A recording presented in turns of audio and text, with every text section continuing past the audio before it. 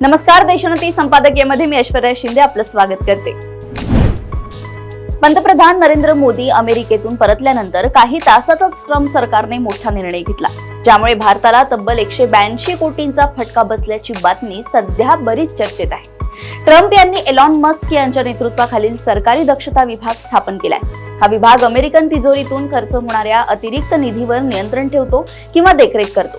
याच विभागाने पूर्वीच्या अमेरिकी प्रशासनांनी दिलेल्या निधीत कपात करण्याचे काम सुरू केले आहे। त्या अंतर्गत भारतातील मतदानाची टक्केवारी वाढवण्याला प्रोत्साहन देण्यासाठी जो बायडेन यांच्या प्रशासनाने मंजुरी दिलेली $21 मिलियन ची मदत रद्द करण्याचा निर्णय ट्रम्प प्रशासनाने घेतलाय।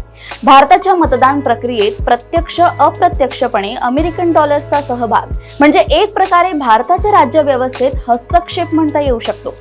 जगभरातील निवडणूक प्रक्रिया बळकट करण्यासाठी अमेरिकन प्रशासनाने एका संस्थेच्या माध्यमातून तब्बल $486 दशलक्ष खर्च करण्याचे ठरवले होते। त्यापैकी भारताच्या वाट्याला $21 दशलक्ष येणार होते।